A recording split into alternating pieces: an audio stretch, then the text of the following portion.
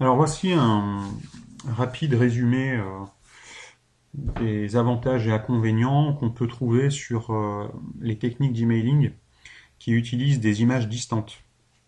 Donc là à l'écran on a une sélection d'emailing reçus de différentes sociétés prestataires qui utilisent différentes solutions et là par exemple à l'écran on a donc un emailing qui utilise une image embarquée.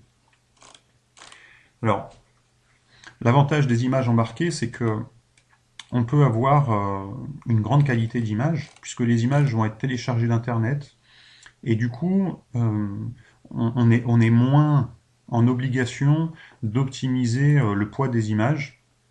On peut avoir des images de haute qualité, donc assez lourdes, et elles seront récupérées d'Internet. À l'affichage, évidemment, visuellement, c'est beaucoup plus intéressant d'avoir des images de haute définition.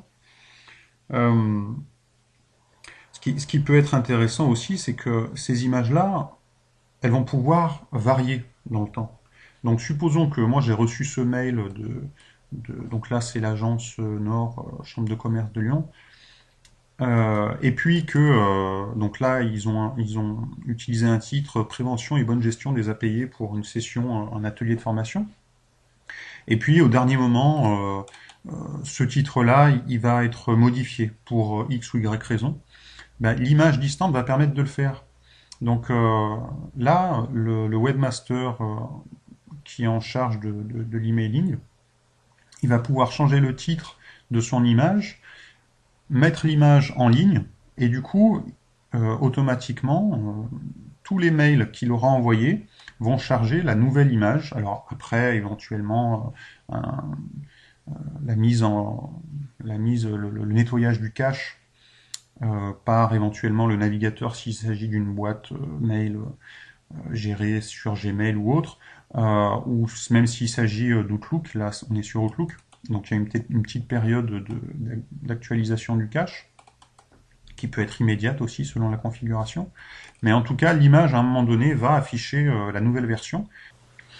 Et donc, on peut réaliser un emailing en version bêta, c'est-à-dire dans une version non finalisée, où les images qu'on transmet, les informations qu'on transmet en termes de date, de lieu, de tarif, de titre, de tout ce qu'on veut, ces éléments-là qui seraient pixelisés dans des images, eh bien peuvent varier ou être complétés sur la durée, bien que l'email soit déjà parti et déjà été consulté. Donc les gens qui reviennent sur ce mail voient de nouvelles informations. L'intérêt également des images distantes, c'est que on va pouvoir inclure dans le mail des images, ça doit être le cas d'ailleurs ici, hein, des images qui vont permettre de faire des relevés statistiques. Donc si j'affiche et si je recherche le code, je vais probablement trouver à l'intérieur de ce code-là des éléments qui vont permettre à l'expéditeur de m'identifier. Voilà, il est ici. Alors non, ça c'est un clic, pardon. Là, il va identifier avec ce petit lien, il va identifier mon clic pour savoir ce que j'ai fait de son mail. Est-ce que je suis venu sur le site ou pas, qui je suis, etc. Mais dans l'affichage des images également, en cherchant bien, on devrait pouvoir en trouver un. Il va, alors je le vois pas, mais dans les images, il va également inclure des identifiants qui peuvent ressembler à ce genre de choses, qui vont permettre à l'expéditeur, voilà, en voilà une là.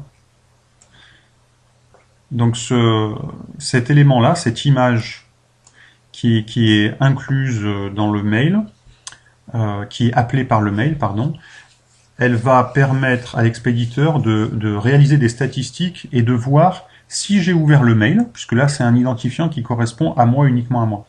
Donc si j'ai ouvert le mail, qui je suis, et du coup de voir déjà d'une part si mon adresse est toujours valide, puisque donc ça leur permet d'être sûr que j'ai bien reçu le mail et que je l'ai ouvert, de voir si je suis quelqu'un qui suis susceptible d'être intéressé par leurs offres, et du coup derrière de qualifier leur campagne d'emailing pour mieux connaître leur public, mieux savoir comment les gens réagissent et qui réagit le plus à l'intérieur de leur liste de prospects. Donc ça peut pas être fait avec des images embarquées, puisque les images embarquées sont incluses dans le mail et donc ne renvoient pas d'informations, ne font pas d'appel d'informations à un serveur sur Internet. Donc généralement, les campagnes d'emailing sont faites avec des appels d'images distantes, principalement pour obtenir des statistiques. L'autre intérêt également, c'est que ça va simplifier, ces images distantes, elles vont simplifier ce qu'on a ici. Si vous ne visualisez pas correctement ce mail, cliquez ici. Elles vont simplifier la version web. C'est-à-dire que si je clique sur le lien, donc d'ailleurs le lien, on voit qu'il va être suivi avec un identifiant précis. Déjà d'une part, ça va leur permettre de savoir que j'ai ouvert le mail sur une version web, donc ils vont quelque part soupçonner que je pourrais avoir des problèmes de lecture du mail. Mais d'autre part, l'utilisation des images distantes font que je vais pouvoir utiliser le même code HTML sur la version web que sur la version mail. Donc ça simplifie évidemment beaucoup la gestion, puisqu'avec un seul code enrichi, on va pouvoir concevoir d'une part la version web, mais également la version mail. Donc là-dessus, ça permet de simplifier les choses. Alors, évidemment, en termes d'inconvénients, le problème c'est que si je travaille avec Outlook, ce qui est mon cas, et que je consulte une boîte mail hors connexion, sur un ordinateur en vacances, avec une connexion qui est mauvaise, ou éventuellement sans connexion, etc., je vais revoir mes mails, mais je vais les voir sans les images. Donc là, ça peut être très embêtant, surtout lorsque le mail est conçu quasiment exclusivement avec des images. Là, si je réaffiche mon mail et que je suis hors connexion, du coup, j'ai plus grand chose. Alors là, j'exagère un peu parce qu'ils ont quand même répété les dates, les lieux, etc. Il y a quand même des liens qui restent actifs et où on voit ce qu'on fait. Mais évidemment, c'est beaucoup moins attrayant. Et si on est sur des mails qui n'ont pas été pensés suffisamment, eh bien parfois on peut avoir les informations les plus importantes qui sautent. Si on a une date qui a été pixelisée ou un lieu qui a été pixelisé sur une image et que l'image ne s'affiche pas, on n'a plus rien. On n'a plus de date, plus d'horaire, plus de lieu, on n'a plus rien. Donc ça, il faut penser que les images distantes, aussi bien dans la mise en forme que dans leur fonctionnalité, si on est hors connexion, on a quelques soucis et il faut que ce soit pensé dès le départ. Donc en termes d'affichage, éviter ce qu'on peut trouver par exemple ici.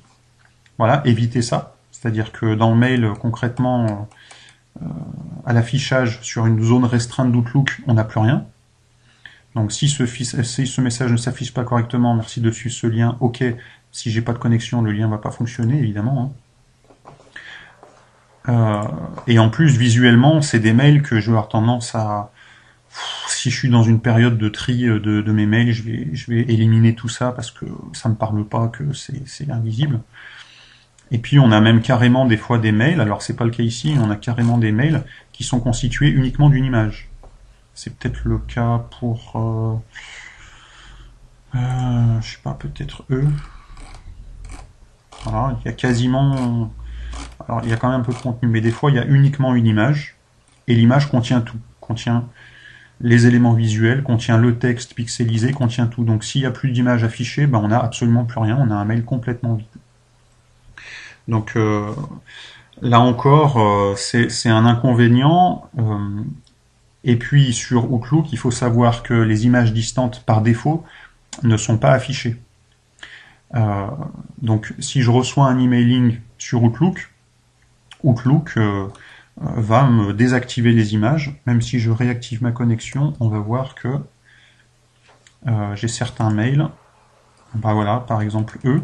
Donc là, j'ai ma connexion Internet qui est bien active, mais Outlook me désactive l'affichage des liens distants, des images distantes. Et pour que les images soient affichées, il faut que je clique cette petite info là, qui d'ailleurs est en anglais ici, pour lui dire que je fais confiance et que je veux bien afficher les images. Et là, j'ai un emailing complet avec les images. Si je ne le fais pas, je me retrouve avec un mail sans images, et là encore, la mise en forme, si elle n'est pas pensée en sachant que les images peuvent ne pas s'afficher, et on se retrouve avec du contenu qui est très très mauvais à l'affichage. Voilà ce que fait Google par exemple. Google, ils nous mettent un petit logo, d'accord, mais même si le logo ne s'affiche pas, donc je redésactive ma connexion, puisque là moi j'ai jugé que Google était un expéditeur de confiance, donc Outlook a enregistré mes préférences et m'affiche les images pour l'expéditeur Google. Mais si je suis hors connexion, on voit que le mail Google, il a été pensé pour que l'impact de l'absence d'image soit minimal. Et donc j'ai toujours un maximum d'informations, une mise en page qui est toujours respectée, et j'ai 2 images absentes, mais ça pénalise pas vraiment le message. Donc là, on voit que ça a été pensé de façon globale, y compris pour les utilisateurs d'Outlook. Il faut savoir que Outlook n'est pas le seul à désactiver les images distantes. On a certaines messageries en ligne qui, là aussi, par défaut, désactivent les images distantes. Donc du coup, là encore, on a certaines boîtes de messagerie qui nous demandent de cliquer sur un lien pour valider un expéditeur sérieux, etc. Donc la mise en forme du mail est très importante. On peut regarder chez eux, de mémoire, voilà. On a aussi, donc là avec Outlook, des problèmes divers. Là par exemple, j'ai certaines sources d'images qui sont considérées comme étant de confiance, et j'ai d'autres sources d'images qui n'ont pas été affichées par Outlook. Et donc là-dessus, on voit que l'affichage est du coup assez chaotique, y compris pour les puces. On a des puces qui sont affichées, d'autres non. Donc là, l'origine de ça, et ça va être assez compliqué à déterminer pourquoi ça se comporte de cette façon-là, sachant que les liens images, eux, sont corrects.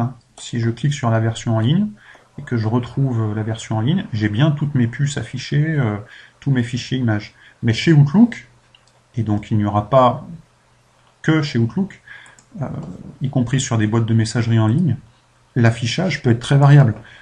Donc les images distantes, plus on en abuse et plus on prend de risques. Et plus elles prennent d'espace sur l'affichage final, et plus on va être embêté en termes d'impact commercial, d'impact marketing. Donc les images distantes, c'est très bien, mais finalement avec modération.